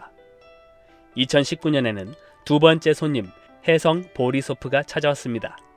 그리고 이제 세 번째 손님이 도착했습니다. 그 이름은 Three Eye Atlas. 이것은 인류 역사상 세 번째로 확인된 성간 천체, 즉 태양계 밖에서 날아온 혜성입니다. 혜성은 태양계 안에서도 아주 특별한 존재입니다. 얼음과 먼지로 이루어진 작은 천체지만 태양 가까이 오면 얼음이 증발하면서 긴 꼬리를 만들어내죠. 대부분의 혜성들은 태양계에서 함께 태어난 오래된 얼음 조각들입니다. 그런데 Three Eye Atlas는 태양계 태생이 아닙니다. 수백만 년, 어쩌면 수억 년 전 어떤 다른 항성계에서 형성된 후에 우주 공간을 끝없이 떠돌다가 지금 이 순간 태양계를 스쳐 지나가고 있는 겁니다. 우리가 보는 이 혜성은 말 그대로 다른 별의 조각, 외계의 흔적입니다. 2025년 8월 6일에 제임스 웹 우주망원경이 이 혜성을 관측했는데 사용된 장비는 근적외선 분광기였습니다. 이 장비는 빛을 쪼개서 그 안에 어떤 원소와 분자가 있는지 분석할 수 있습니다. 여기 보이는 세 장의 사진이 그 결과입니다. 첫 번째 사진은 적외선 파장으로 본 모습입니다. 가장 밝은 중심 부분은 혜성의 중심 핵과 바로 주변에서 분출되는 가스입니다. 태양빛을 받으면서 얼음이 녹아져 나오고 있죠. 두 번째 사진은 4.3 마이크로미터 파장으로 본 이산화탄소 분포 지도입니다. 분광 분석을 통해 이 혜성이 이산화탄소를 방출하고 있다는 사실이 드러났습니다. 이것은 태양계 혜성에서도 흔히 볼 수 있는 특징인데 태양계 밖에서 태어난 천체에서 발견된 것이 흥미로운 사실입니다. 세 번째 사진은 2.7 마이크로미터 파장으로 본 물의 분포 지도입니다. 혜성 속 얼음이 태양빛에 녹아 증발하면서 만들어진 것입니다. 즉, 이 혜성은 태양계 혜성과 마찬가지로 풍부한 물을 품고 있다는 사실을 확인할 수 있습니다. 그런데 태양계 밖에서 온 이 혜성을 본다는 것은 어떤 의미가 있을까요? 이 혜성을 분석하여 태양계 바깥 먼 항성계는 어떤 물질을 가지고 있는지, 그곳의 외계 행성들도 지구처럼 물을 가지고 있는지 간접적으로 알아볼 수 있는 것이죠. 그리고 제임스 웹 망원경만 이 혜성을 본 것이 아닙니다. 허블 우주망원경과 최근에 발사된 스피어-X 망원경도 함께 관측에 나섰습니다. 이렇게 여러 우주망원경으로 관측해서 서로 다른 파장의 데이터를 합치면 혜성의 크기, 표면의 조성, 방출되는 가스까지 종합적으로 이해할 수 있습니다. 과거에는 단일 망원경이 모든 걸 해내려 했지만 이제는 여러 우주망원경이 협력해서 퍼즐을 맞춰갈 수 있는 것입니다. Three Eye Atlas는 몇 개월 후에 태양계를 빠져나가 다시 끝없는 우주로 떠날 겁니다. 다시는 돌아오지 않겠죠. 관측 기술의 발전 덕분에 우리는 더 이상 별의 탄생과 죽음을 책 속의 이론으로만 배우지 않습니다. 망원경이 직접 보여주는 실제 장면을 눈으로 확인할 수 있죠. 오랜 세월 이어진 우주의 거대한 서사를 인류가 실제로 본다는 것, 그것만으로도 깊은 감동을 느끼게 되네요. 우주의 신비로움 속에 초대받은 듯한 감정을 느낀 시간이었습니다. 아주 멀리 태양계 바깥에서 상상을 초월하는 속도로 무언가가 다가오고 있습니다. 이 천체의 이름은 Three Eye Atlas, 인류 역사상 세 번째로 발견된 성간 천체입니다. 문제는 그 정체에 대해 누구도 확신할 수 없다는 겁니다. 혜성일까요? 소행성일까요? 과학자들은 지금 이 천체가 가진 이상한 궤도와 예측 불가능한 특성 때문에 난감해하고 있습니다. 혹시 이런 천체가 지구를 향해 날아와 충돌할 수도 있다면 우리는 어떻게 대처해야 할까요? 2017년에 과학자들은 전에 본 적 없는 이상한 천체 하나를 발견했습니다. 그 이름은 오우무아무아, 하와이 말로 먼 곳에서 온 방문자라는 뜻이죠. 오우무아무아는 성간 천체로 분류되었는데요. 여기서 성간이란 별과 별 사이, 즉 태양계 바깥 은하 공간을 말합니다. 그러니까 오우무아무아는 태양계에서 태어난 것이 아니라 다른 별 근처에서 날아온 손님이라는 뜻이죠. 이 미지의 천체는 모양이 길쭉하고 총알 속도의 30배에 달하는 초속 26km의 엄청난 속도로 태양계를 향해 날아왔습니다. 게다가 태양에 가까워졌을 때는 총알 속도의 100배에 달하는 초속 87km라는 엄청난 속도로 가속되었죠. 일부 과학자들은 이것이 외계 문명의 탐사선일지도 모른다는 상상까지 하게 되었습니다. 그로부터 2년 뒤인 2019년에는 또 다른 성간 천체가 나타났습니다. 이름은 보리소프. 이번에는 꼬리를 길게 늘어뜨린 전형적인 혜성의 모습이었죠. 혜성은 태양 가까이 오면 얼음이 녹아 가스와 먼지를 뿜어내면서 꼬리를 만드는 천체입니다. 그리고 세 번째 성간 천체가 포착됩니다. 이름은 3i 애틀러스. 하와이에 설치된 애틀러스 망원경에서 발견했다고 해서 이렇게 불리게 되었죠. 여기서 3i는 세 번째로 확인된 성간 천체라는 의미입니다. 3i 애틀러스는 이전에 발견된 두 개의 성간 천체와는 많이 달랐습니다. 겉보기에는 혜성 같았지만 밝기가 계속 변하고 이동하는 궤적도 중간에 변화가 있었습니다. 마치 태양계를 스쳐 지나가면서 자신의 정체를 숨기려는 우주 여행자처럼 보였던 것이죠. 처음 3i 애틀러스가 발견되었을 때 과학자들은 비교적 단순한 시나리오를 예상했습니다. 또 하나의 성간 혜성이구나. 태양 가까이 오면 꼬리를 길게 늘어뜨리겠지? 하지만 곧 이상한 일들이 벌어지기 시작합니다. 3i 애틀러스는 태양을 향해 다가오면서 밝아졌다가 희미해졌다가를 반복했습니다. 혜성이라면 태양빛에 의해 얼음이 녹으며 밝아지는 게 자연스러운 일이지만 이렇게 들쭉날쭉 불규칙한 변화는 설명하기 어렵습니다. 게다가 궤도도 심상치 않았습니다.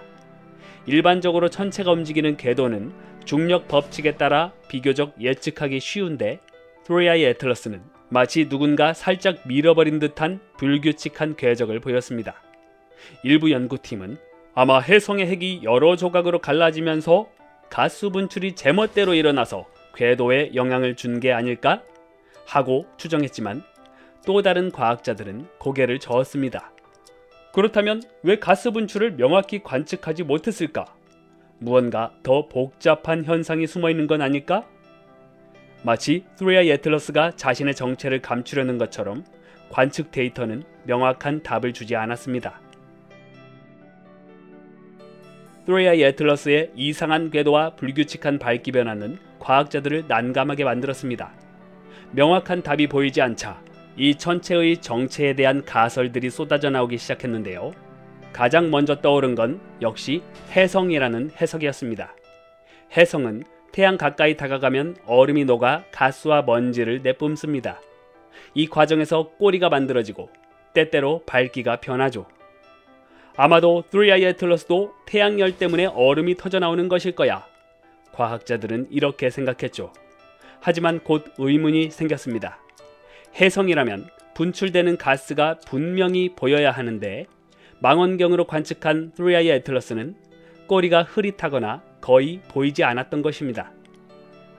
다음으로 제기된 것은 소행성일 가능성이었습니다. 즉 태양계 바깥에서 온 단순히 단단한 암석 덩어리라는 것이죠. 소행성이라면 꼬리가 없어도 이상할 것이 없습니다. 그러나 문제는 소행성이라기에는 움직임이 너무 불규칙하다는 겁니다. 중력의 법칙만 따르는 단단한 돌덩이가 이렇게 요동칠 이유가 없죠. 또 다른 과학자들은 한 발 더 나아갔습니다. 이것은 완전한 천체가 아닐 수도 있다. 별이 폭발하거나 행성이 부서지면서 흩어진 파편 조각일 수도 있다. 만약 이게 사실이라면 우리가 보고 있는 것은 다른 별의 잔해일지도 모르는 것이죠. 그리고 언제나 그렇듯 상상력을 자극하는 가설도 등장했습니다. 혹시 인공물일 가능성은 없을까? 실제로 2017년에 발견한 오umuam우아를 두고도 일각에서는 외계 문명의 탐사선일 가능성을 조심스레 언급했죠. 3i 애틀러스 역시 예측할 수 없는 궤적과 특성 때문에 일부에서는 외계 지성체의 흔적일 수도 있다는 과감한 해석을 내놓았습니다. 물론 다수의 과학자들은 증거가 부족하다며 선을 긋습니다. 3i 애틀러스는 혜성일 수도 소행성일 수도 아니면 그 어디에도 속하지 않는 전혀 새로운 유형의 천체일 수도 있습니다. 이러한 불확실성은 많은 불안 요소들을 담고 있습니다. 불과 몇 년 사이 인류는 3개의 성간 천체를 발견했습니다. 오umuamua, 보리소프, 그리고 이제 3i 애틀러스. 천문학자들은 이러한 발견이 평생 한 번 볼까 말까한 드문 사건이라 생각했지만 짧은 시간 안에 연이어 3번이나 나타났다는 것은 우주에 이런 성간천체들이 수없이 흩어져 있다는 신호입니다. 그리고 그중 일부는 언젠가 지구 근처를 스쳐 지나갈 수도 있습니다. 심지어 아직 우리 망원경이 보지 못한 채 이미 지나간 것들도 있었을 것입니다. 특히 마지막에 발견된 3I 애틀러스는 보통의 천체와 달랐죠. 밝기가 들쭉날쭉 요동쳤고 궤도는 계산과 어긋났고 중력 법칙만으로는 설명되지 않는 움직임, 마치 보이지 않는 무언가가 살짝 방향을 바꿔놓은 듯한 모습은 우리가 아는 물리법칙이 전부가 아닐 수도 있다는 두려움을 불러일으켰습니다. 문제는 여기서 끝나지 않습니다. 만약 이런 성간천체가 지구와 충돌할 수 있는 궤도로 들어온다면 어떻게 될까요? 성간천체는 속도가 너무 빨라서 미리 발견하고 대비하기가 거의 불가능합니다. 발견된 3개의 성간천체가 모두 총알 속도의 30에서 40배에 달하는 엄청난 속도로 태양계를 향해 날아왔고 태양에 가까워졌을 때는 총알 속도의 100배까지도 빨라졌죠. 이 말은 우리가 그것들을 발견하는 순간 이미 너무 늦었을 수 있다는 뜻입니다. 현재의 지구 방어 시스템으로는 사실상 손쓸 방법이 없는 셈이죠. 이런 속도로 날아오는 성간천체가 지구와 충돌할 수 있는 궤도에 들어온다면 우리는 무엇을 할 수 있을까요? 그렇다면 3I 애틀러스는 앞으로 어떤 궤적을 따라가게 될지 봅시다. 먼저 2025년 10월 3일 이 천체는 화성 곁을 스쳐 지나갈 것입니다. 그 거리는 약 2800만 킬로미터. 우주적으로는 꽤 가까운 거리입니다. 그리고 불과 몇 주 뒤인 10월 29일 3I 애틀러스는 태양에 가장 가까워질 것입니다. 거리는 약 1.36 AU, 지구와 화성 궤도 사이쯤이고 이때 속도는 초속 68km 이상으로 치솟습니다. 그 후 11월 3일에는 금성 곁을, 12월 19일에는 지구와 가장 가까운 지점을 지나게 됩니다. 다행히도 약 2억 7천만 킬로미터 떨어진 거리라 위협은 전혀 없습니다. 관측하기에는 아주 좋은 기회가 될 것입니다. 마지막으로 2026년 3월 16일 3I 애틀러스는 목성 곁을 약 5,400만 킬로미터 거리로 스쳐 지나갑니다.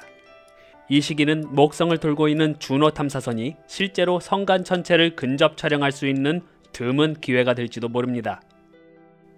그리고 그 이후 3I 애틀러스는 태양계를 벗어나 다시 은하 공간을 향해 날아갑니다. 앞으로 수천 년 뒤에는 태양계를 감싸고 있는 오르트 그룹마저 벗어나 끝없이 날아갈 것입니다. 이처럼 3I 애틀러스는 태양계를 스쳐 지나가며 여러 천체 곁을 지나가게 됩니다. 과학자들은 이 기회를 놓치지 않기 위해 거대한 망원경과 우주 탐사선들을 총동원하려 하고 있습니다. 현재 베라 루빈 천문대가 성간천체 탐색을 시작했습니다. 이곳에서는 하늘을 매일 촬영하면서 3, 4일마다 한 번씩 하늘 전체를 스캔하기 때문에 언제 어디서 나타날지 모르는 미지의 천체를 가장 먼저 찾아낼 수 있죠. 이렇게 지상 천문대에서 어떤 천체를 찾아내면 곧바로 우주공간에 떠있는 제임스 웹 우주 망원경과 같은 장비로 정밀 관측됩니다. 제임스 웹 망원경은 적외선으로 희미한 천체도 잡아낼 수 있기 때문에 3I 애틀러스 같은 어두운 천체도 정밀하게 분석할 수 있죠. 앞으로 등장할 성간천체들은 2중, 3중으로 추적하게 되면서 정체가 훨씬 더 빨리 드러날 것입니다. 그러나 관측만으로는 부족하죠. 일부 연구자들은 언젠가 성간천체가 들어올 때 그 순간을 놓치지 않고 탐사선을 발사해 직접 추적하자는 계획을 세우고 있습니다. 언제 나타날지 모르는 천체를 빠르게 추적하기 위해 준비된 탐사선을 대기시켜 두었다가 실제로 성간천체가 포착되면 곧장 출발하는 방식입니다. 이런 계획은 단순히 지구 방어 때문만은 아닙니다. 성간천체는 다른 항성계의 비밀을 품고 있는 중요한 매개체이기 때문입니다. 즉 성간천체들을 추적하는 것은 우주를 이해하는 새로운 길을 여는 것이죠. 2025년 7월 밤마다 하늘을 지켜보는 애틀러스 망원경이 아주 희미한 움직임 하나를 포착합니다. 처음에는 그냥 평범한 혜성이라고 생각했죠. 작고 흐릿한 빛이 조금씩 이동하고 있었으니까요. 하지만 며칠 동안 계속 관측한 뒤 과학자들은 이상한 점을 발견했습니다. 이 천체가 그리는 궤도가 보통의 혜성과는 전혀 달랐던 겁니다. 보통 혜성은 태양의 중력에 붙잡혀서 타원 모양 궤도를 돌며 다시 돌아옵니다. 헨리 혜성처럼 76년마다 지구 근처를 스쳐 지나가기도 하죠. 그런데 이 천체의 궤도는 태양에 중력적으로 속박되지 않는 열린 곡선이었습니다. 쉽게 말해 한 번 지나가면 다시는 돌아오지 않는 궤도였습니다. 이 말은 이 천체가 성간 공간, 즉 태양계 바깥에서 들어왔다는 확실한 증거였죠. 2017년에 오umuamua, 2019년에 보리소프, 그리고 이번에 관측된 천체는 인류 역사상 세 번째로 확인된 성간 천체, 바로 3I 애틀러스였습니다. 이 천체는 색깔이 이상했습니다. 색 지수를 측정해보니 일반적인 혜성들보다 붉은 성향을 가지고 있었거든요. 왜 그럴까요? 아주 오랜 세월 동안 성간 공간을 떠돌면서 강력한 우주 방사선에 노출되면 천체 표면의 얼음과 먼지가 화학 반응을 일으켜 점점 붉은 색조로 변합니다. 마치 태양빛의 색상이 바래진 낡은 사진처럼요. 즉 과학자들이 이 천체의 색 지수를 분석하면서 발견한 붉은 색조는 다른 별들 사이를 수천만 년, 어쩌면 수억 년 동안 여행해온 흔적이었던 겁니다. 보통의 혜성은 태양에 가까워졌을 때만 본격적으로 빛나기 시작합니다. 이유는 간단합니다. 태양열이 혜성의 얼음을 녹이면 물과 가스가 방출되고 코마와 꼬리가 만들어지기 때문이죠. 그래서 대부분의 혜성은 태양으로부터 3AU 거리 안쪽에 들어와야 눈에 띄게 됩니다. 그런데 이번에 발견된 3I 애틀러스는 태양 가까이 왔을 때만 빛난 것이 아니었습니다. 과학자들이 이 천체의 이전 데이터를 다시 확인해보니 이미 태양으로부터 6AU 이상 떨어진 거리, 목성궤도 바깥에 있을 때부터 활동을 시작했던 흔적이 보였던 겁니다. 3I 애틀러스는 보통의 혜성보다 훨씬 멀리 떨어진 거리에서 이미 물, 이산화탄소, 일산화탄소 같은 기체를 내뿜고 있었습니다. 특히 이산화탄소의 비율이 압도적으로 높다는 사실은 태양계의 혜성들과 완전히 다른 특징이었죠. 그리고 시간이 흐르면서 이 얼음 천체는 점점 커다란 코마를 형성했습니다. 태양빛을 받아 꼬리가 길게 늘어나고 색깔도 서서히 변하기 시작했죠. 처음에는 붉은색이었지만 태양에 가까워질수록 점점 녹색에 가까운 색조로 바뀌어 갔습니다. 지금으로부터 며칠 후 10월 3일이 되면 이 천체는 화성 곁을 스쳐 지나가게 됩니다. 화성과의 예상 거리는 약 3천만 킬로미터 정도 될 것입니다. 지구와 달 사이 거리의 약 80배에 해당하지만 우주 규모에서는 손에 닿을 듯한 가까운 거리입니다. 아무튼 이날은 굉장히 특별한 순간이 될 것인데요. 화성 주변에는 이미 여러 개의 탐사선들이 돌고 있기 때문입니다. 나사의 메이븐, MRO, 유럽의 TGO 등 기타 궤도선들까지.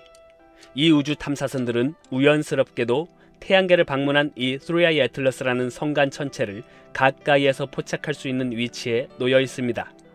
물론 아주 가까운 거리는 아니기 때문에 여러분이 기대한 것만큼 선명하지는 않을 수도 있습니다. 그러면 이 탐사선들은 이 천체로부터 무엇을 감지하게 될까요? 성간 천체의 꼬리를 직접 본다면 어떤 데이터가 나올까요? 아직 답은 알 수 없지만 성간 천체를 화성 근처에서 실시간으로 관측할 수 있는 최초의 기회가 될 것입니다. 지구에서 망원경으로 관측하는 천문학자들에게도 10월 초는 중요한 시기입니다. 지구에서 볼 때 3I 애틀러스의 위치가 태양 쪽에 가까워지면서 관측 여건은 점점 까다로워지고 있지만 그만큼 태양에 가까워지는 이 천체의 활동성이 커져서 꼬리와 코마가 한층 뚜렷해질 가능성이 있죠. 곧 다가올 10월 3일, 화성과 성간 천체가 하늘에서 나란히 놓이는 그 장면. 과학자들은 긴장과 설렘 속에서 이날을 기다리고 있습니다. 자, 이제 현재까지 이 3i 애틀러스에 대해 과학자들이 분석한 결과를 상세하게 정리해 보겠습니다. 결론부터 말하면 3i 애틀러스가 태양계에 들어온 후 지금까지 과학자들이 분석한 결과는 당혹스러운 것들 뿐이었는데요. 관측 결과가 우리가 알고 있던 혜성의 교과서적인 모습과 전혀 맞지 않았기 때문입니다. 보통 혜성은 태양에 꽤 가까워져야 빛나기 시작한다고 서두에 말씀드렸죠. 얼음이 녹아야 가스가 나오고 그제서야 코마와 꼬리가 만들어지죠. 헨리 혜성도 태양에 가까이 와야 본격적으로 활동을 한다고 했습니다. 그런데 3i 애틀러스는 달랐습니다. 목성 궤도보다 바깥에 있을 때부터 이미 활동 흔적이 나타났습니다.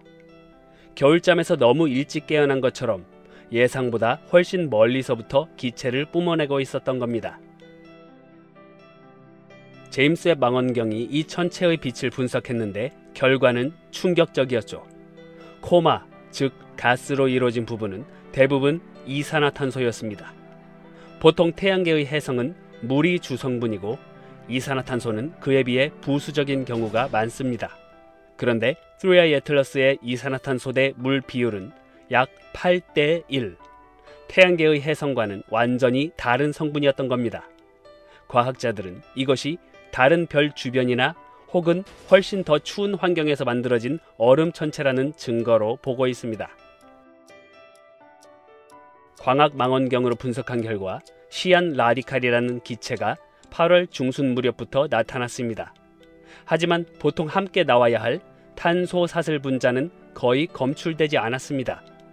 즉 3i 애틀러스는 탄소 사슬 분자가 고갈된 특이한 화학적 성분을 가진 것이죠. 지난 2019년에 관측한 성간 천체 보리소프에서도 탄소 사슬 분자가 거의 없었는데요. 이번 3i 애틀러스 성간 천체에서도 이와 같은 현상이 다시 한번 확인된 것입니다. 이 분석 결과의 의미는 3i 애틀러스가 태양계 혜성과는 다른 출생지를 가졌거나 오랜 성간 여행 동안 화학 성분이 크게 변했음을 시사합니다. 처음 발견될 때 3i 애틀러스는 강한 붉은 빛을 띠었습니다. 이는 오랜 성간 여행 동안 표면이 방사선에 의해 변색된 흔적일 가능성이 컸죠. 하지만 시간이 흐르자 색깔이 달라졌습니다. 관측 결과 붉은색에서 점점 녹색으로 바뀌고 있었던 겁니다. 빛의 밝기도 그 시기에 맞춰 변화가 나타났습니다. 즉 방출되는 물질의 종류와 크기가 바뀌었다는 뜻입니다. 지상 대형 망원경이 촬영한 영상에서는 태양 반대 방향으로 뻗은 뚜렷한 꼬리가 관측되었습니다. 이것은 먼지와 기체가 태양풍에 의해 강하게 불려나가고 있음을 뜻합니다. 그리고 허블 망원경이 측정한 이 천체의 크기는 매우 작았습니다. 지름이 최대로 잡아도 5.6km 이내, 어쩌면 불과 몇백 미터일 수도 있다는 예측이 나왔습니다.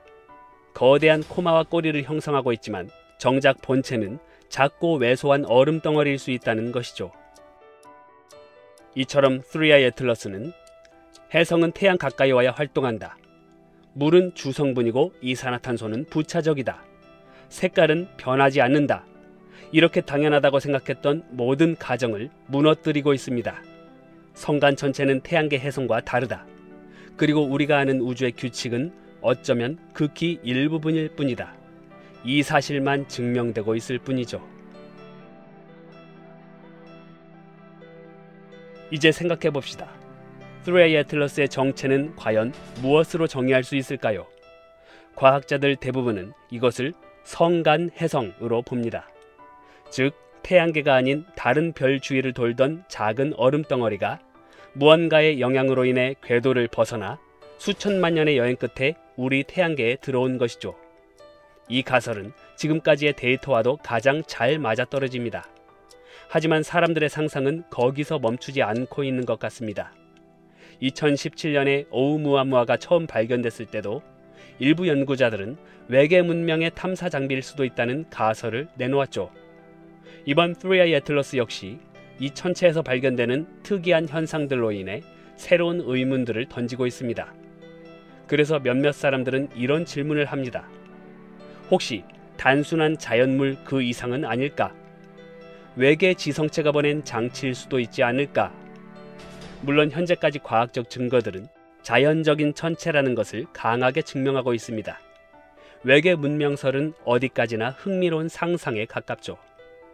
중요한 것은 3i 애틀러스가 정체가 불분명한 성간천체라는 사실이고, 이 천체의 존재 자체가 우리에게 새로운 질문을 던지고 있다는 것입니다. 우주에는 우리가 아직 상상조차 못한 물질과 현상들이 존재한다. 이 확실한 진실이야말로 3i 애틀러스를 통해 알아낸 가장 주된 사실일지도 모릅니다. 우주는 여전히 우리의 이해 수준 너머에 있습니다. 그 신비로움 앞에서 인간은 그저 겸손할 수밖에 없죠. 끝도 없는 우주 한가운데 수천만 년 동안 외롭게 떠돌던 작은 얼음덩어리가 있습니다. 그 작은 천체가 이제 막 우리 태양계에 발을 들였습니다. 이름은 3i 애틀러스. 사실 이 천체는 손님이라는 표현이 딱 맞습니다. 왜냐하면 지구 주변을 도는 달이나 태양 주위를 도는 행성들과 달리 이 천체는 태양의 중력에 묶여있지 않기 때문이죠. 즉, 태양을 영원히 도는 궤도에 갇힌 존재가 아니라 우주 한가운데를 가로질러 딱 한 번만 스쳐 지나가는 여행자입니다. 과학자들은 이 천체를 성간 해성으로 분류합니다. 그런데 우리가 알고 있는 대부분의 해성은 태양계의 가장자리인 오르트 구름이나 또는 명왕성이 속해 있는 카이퍼 벨트 지역에서 날아온 것들입니다. 예를 들어 유명한 헨리 해성도 사실 태양 주위를 크게 도는 주기적인 천체일 뿐이죠. 하지만 3i 애틀러스는 다릅니다. 태양계 바깥, 다른 별의 세계에서 온 외계 손님입니다. 외계에서 온 천체라니 어떻게 생겼는지 자세히 관찰해보고 싶은데요. 얼른 탐사선을 하나 출발시켜서 이 천체의 모습을 가까이에서 자세히 살펴볼 수는 없을까요? 지금으로서는 불가능합니다. 이 천체는 2025년 7월에야 발견된 예고 없는 손님이고, 지구에서 탐사선을 설계, 제작, 발사에 도달하기에는 시간이 너무 촉박합니다. 게다가 이 천체는 한 번 지나가고 다시 돌아오지 않기 때문에 사실상 근접 탐사가 불가능합니다. 현재 관측된 3i 애틀러스의 모습은 망원경에 찍힌 희미한 물체, 흐릿하게 퍼진 빛으로만 보일 뿐이죠. 마치 아주 멀리서 촛불 하나를 보는 것처럼요. 이 천체는 도대체 어떻게 생겼을까요? 혹시 우리가 아는 일반적인 해성과 비슷하게 생겼을까요? 인류 역사상 가장 가까이에서 본 해성, 67P 해성의 모습을 통해 3i 애틀러스의 모습을 유추해 보겠습니다. 2014년 유럽 우주국의 로제타 탐사선은 인류 역사상 처음으로 해성 궤도에 진입했습니다. 그리고 그곳에서 2년 넘게 머물며 해성을 가까이에서 관찰했죠. 덕분에 우리는 해성이 실제로 어떻게 생겼는지 책 속 그림이나 상상도를 넘어서는 실제 모습을 보게 되었습니다. 화면에 보이는 이 천체가 바로 67P 해성입니다. 완벽한 구 모양이 아니라 마치 두 개의 덩어리가 붙어 있는 것처럼 생겼죠. 오리처럼 생겼네요. 표면은 어떨까요? 멀리서 보면 매끈해 보이지만 가까이 다가가면 거대한 절벽도 보이고 깊은 골짜기와 산처럼 솟은 구조들이 보입니다. 일부 지역에서는 얼음이 햇빛에 녹아 기체로 변하면서 먼지가 솟아오르기도 했습니다. 마치 해성이 숨을 내쉬는 것 같았죠. 67P 해성 탐사 덕분에 해성이 어떤 구조를 가지고 있는지, 어떤 재료로 이루어져 있는지, 그리고 태양에 가까워질 때 어떤 반응을 보이는지 처음으로 직접 눈으로 확인할 수 있었습니다. 이 천체는 해성의 표준 교과서 같은 존재가 되었죠. 이제 알아봅시다. 성간해성 3i 애틀러스는 67P 해성과 얼마나 닮았을까요? 먼저 공통점부터 보겠습니다. 해성의 크기를 보면 3i 애틀러스는 최소 약 320m에서 최대 5.6km로 추정됩니다. 67P 해성의 크기 역시 약 4km 정도로 비슷한 수준이었죠. 둘 다 작은 산 하나 크기의 얼음덩어리라는 점에서 비슷합니다. 또한 태양빛을 받으면 얼음이 녹아 기체가 분출되고 그 과정에서 먼지가 튀어나가 코마와 꼬리를 형성한다는 기본적인 메커니즘도 같았습니다. 겉모습만 놓고 본다면 성간해성 시리아 예틀러스 역시 67P 해성처럼 불규칙한 얼음덩어리에 먼지구름과 꼬리가 달린 해성의 전형적인 외관일 가능성이 크죠. 하지만 큰 차이점이 있습니다. 로제타 탐사선이 확인한 결과 67P 해성은 물이 풍부하고 다양한 유기 분자들이 가득한 해성이었습니다. 그런데 시리아 예틀러스는 제임스 웹 우주망원경 관측에서 아주 독특한 결과가 나왔습니다.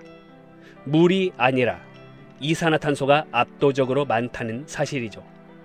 또한 태양계 해성에서 흔히 보이는 탄소 사슬 분자는 극히 낮은 수준으로 검출되었습니다. 성간 우주에서 온 이 천체는 우리가 아는 해성과는 화학적으로 완전히 다른 세계에서 태어난 존재였던 겁니다. 그리고 색깔에서도 차이가 나타납니다. 시리아 예틀러스는 처음 발견될 때 전체적으로 붉은 빛을 띠고 있었습니다. 이 붉은 빛은 표면의 먼지나 특정 분자가 태양빛을 반사하거나 발광하면서 생긴 것으로 보입니다. 그런데 태양에 점점 가까워지자 시리아 예틀러스의 모습에 녹색 기미가 나타나기 시작했습니다. 보통 해성이 녹색을 띠는 이유는 태양열로 인해 해성의 얼음이 증발하면서 나온 기체가 자외선에 의해 분해되어 빛을 내기 때문입니다. 특히 탄소 사슬 분자가 태양빛에 자극받으면 강한 녹색빛을 내는데 이 때문에 멀리서 보면 해성 주위가 녹색 구름처럼 보이는 경우가 많죠. 다만 시리아 예틀러스의 경우에는 조금 특이합니다. 현재 관측에서는 일반 해성에서 흔히 나타나는 탄소 사슬 분자가 거의 보이지 않는다는 결과가 나왔다고 했죠. 그런데도 녹색 빛이 감지되었기 때문에 과학자들은 혹시 다른 분자가 원인일까? 특이한 화학 반응이 일어나고 있는 걸까? 하고 여전히 연구를 이어가고 있습니다. 마지막으로 빛의 편광 특성을 보겠습니다. 편광이란 빛이 특정한 방향으로 진동하는 성질을 뜻합니다. 과학자들은 망원경으로 해성을 관측할 때 빛이 얼마나 어떤 방향으로 진동하는지를 분석해서 천체 표면의 입자 크기와 조성을 간접적으로 알아냅니다. 해성에서 오는 빛을 그냥 보면 단순히 밝기와 색상만 알 수 있습니다. 그래서 과학자들은 거기에 한 가지 트릭을 더 쓰는데 트릭이라고 보면 되겠습니다. 바로 편광 분석입니다. 빛이 해성 표면의 얼음이나 먼지에 부딪히면 빛의 진동 방향이 조금 달라지는데 그 변화 패턴을 자세히 측정하면 표면에 있는 알갱이들의 크기와 재질을 알 수 있습니다. 예를 들어 입자가 곱고 부드러우면 편광 곡선이 완만하게 나오고 거칠고 틈이 많은 입자일수록 더 독특한 편광 신호가 나타납니다. 우리가 직접 만져보지 않아도 천체의 성분과 구조를 간접적으로 알 수 있는 것이죠. 67P 해성은 일반적인 해성과 비슷한 전형적인 편광 곡선을 보여줬습니다. 즉 태양계 안쪽에서 자주 보는 해성들과 크게 다르지 않았다는 뜻이죠. 하지만 시리아 예틀러스를 분석한 결과는 전혀 달랐습니다. 시리아 예틀러스는 일반 해성보다 먼지 입자들 크기가 작고 극단적으로 구멍이 많은 구조의 해성일 가능성이 큽니다. 즉 멀리서 본 겉모습은 해성과 크게 다르지 않지만 태양계 해성과는 다른 재료로 만들어졌다는 뜻입니다. 정리하면 겉모습은 67P 해성처럼 보일 수 있지만 속은 완전히 다른 별에서 태어난 흔적을 간직하고 있는 것. 그게 바로 성간 천체 시리아 예틀러스의 진짜 모습입니다. 이제 잠시 상상의 세계로 들어가 보겠습니다. 만약 우리가 로제타 탐사선과 같은 해성 탐사선을 발사해서 시리아 예틀러스에 도착해 탐사할 수 있다면 어떤 장면을 보게 될까요? 먼저 멀리서 볼 때는 시리아 예틀러스는 67P 해성처럼 울퉁불퉁한 얼음 덩어리로 보일지도 모릅니다. 매끈하지 않고 여기저기 절벽과 골짜기가 패여 있겠죠. 하지만 가까이 다가가면 차이가 드러날 겁니다. 햇빛을 받는 표면 곳곳에서 이산화탄소가 분출하면서 흰 기둥처럼 솟구치고 그 기체에 섞여 나온 붉은 먼지가 빛을 받아 반짝일지도 모릅니다. 시간이 지나면서 그 붉은 빛은 녹색으로 바뀌고 마치 해성이 숨결을 바꾸는 듯한 모습을 연출하겠죠. 탐사선의 카메라가 표면을 촬영하면서 얼음과 먼지가 뒤섞인 풍경을 보게 될 것입니다. 곳곳에서 새로 드러난 얼음이 태양빛에 반짝이고 그 사이로 분출된 가스가 꼬리를 만들어 우주공간으로 길게 뻗어나가는 장면을 보게 되겠죠. 겉모습은 67P 해성과 크게 다르지 않을지 모릅니다. 하지만 색조, 분출되는 가스의 성분, 그리고 빛을 산란시키는 방식은 완전히 새로운 세계의 것이겠죠. 67P 해성의 풍경 위에 다른 별에서 태어난 3I 애틀러스의 성분과 색을 입힌다면 우리가 상상할 수 있는 3I 애틀러스의 모습이 될 것입니다.